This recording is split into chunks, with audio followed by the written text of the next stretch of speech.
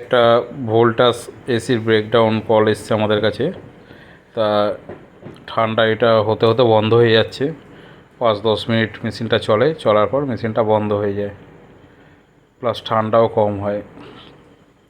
বলছে এটা আগে ঠান্ডাও কম হতো, তা রিসেন্ট 2-3 দিন ধরে এটা কমপ্লেন হচ্ছে যে মেশিন চলে কিছুক্ষণ চলে অফ হয়ে যাচ্ছে, আবার কিছুক্ষণ পর চলছে।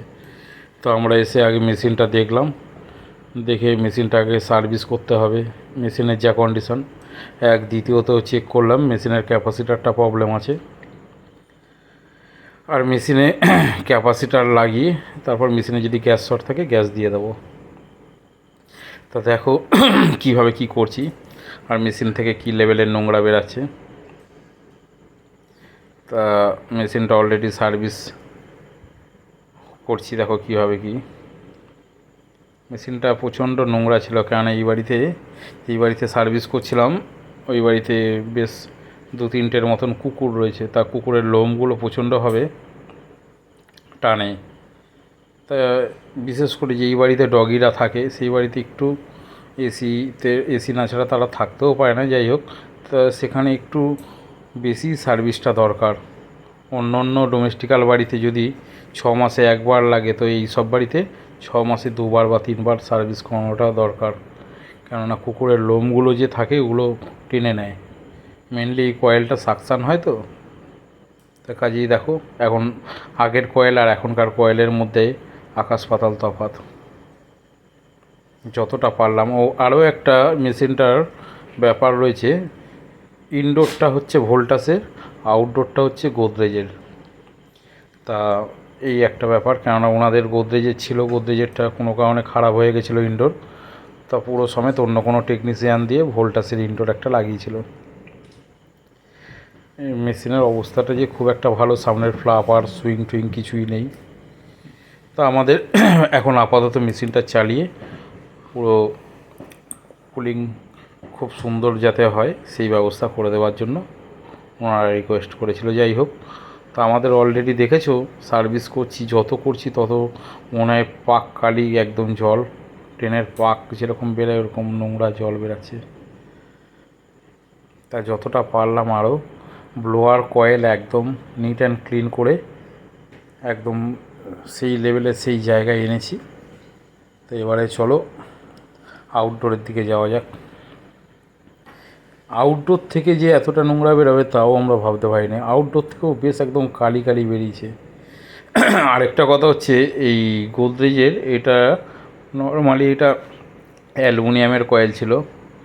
আউটডোরটা বছরখানেক আগে এটা কপার কয়েল অন্য কোনো কেউ এসে ফিটিংস করে গেছিলো।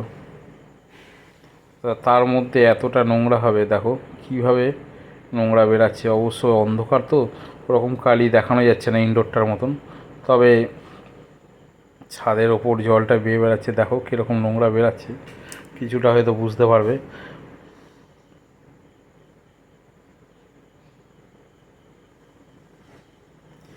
আর যখনই আমরা জেট পাম্প সার্ভিস করি, ইনডোর আউটডোর সমানভাবে করি কেন জানো? আউটডোর ব্যাড পজিশানে থাকলেও ভালোভাবে কয়েলটা পরিষ্কার করতে হবে। কেননা ইনডোরের পরিষ্কার করে দিলাম, আউটডোরটা ওরকম থাকলো, এতে সমস্যা হয়। যার কারণে আমরা ইনডোর আউটডোর যতটা পারি একদম সুন্দরভাবে খুলে করে দেওয়ার চেষ্টা করি। তবে আউটডোর সব পজিশানে সব জায়গায় খোলা যায় না, কোনোভাবে পসিবল হয় না। এই যে দেখেছো এই ডগিগুলোর গায়ের লোম, এই লোমগুলোই টানে। তবে আমার মতে বলে এই সব বাড়িতে মিনিমাম 2 মাস বা 3 মাস পর পর সার্ভিস করিয়ে নেওয়াটা ভালো। সার্ভিস করলে এরকম ব্রেকডাউন কখনো কল আসবে না, প্লাস মেশিনটাও ভালোভাবে চলবে। এই দেখো এবার ক্যাপাসিটারটা রিপ্লেসমেন্ট করব। এর আগে ক্যাপাসিটারটা কোনো কেউ টেকনিশিয়ান চেঞ্জ করেছিল। তা যাই হোক, ক্যাপাসিটারটা থেকে প্রবলেমও ছিল। তা আমরা দেখো কীভাবে কি করছি। এই যে আমরা এই ক্যাপাসিটারটার রিপ্লেসমেন্ট করছি, করে এইটা লাগাচ্ছি। দেখো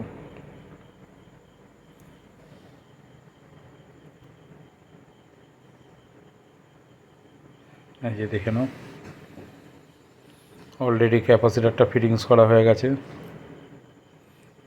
এবারে কানেকশানটা করে দেবো।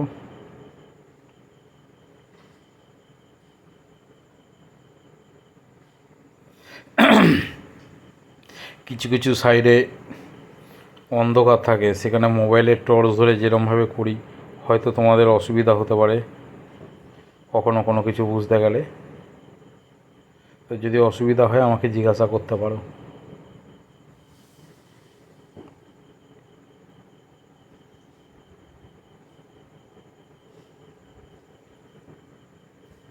আর যখনই তোমরা ক্যাপাসিটার রিপ্লেসমেন্ট করবে, আগে ক্যাপাসিটারটা আমরা দেখো যেরকম সেটিং করে নিলাম, তারপর যেখানে যেখানে যে লেখাটা আছে সেখানে লাগিয়ে দেবে, একদমই সোজা।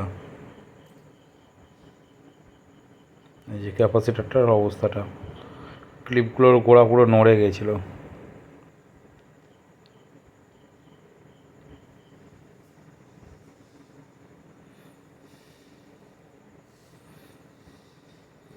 এই অলরেডি এদিকে হয়ে গেছে, পুরো সেটিং করে দিলাম। এবারে গ্যাসটা দেব।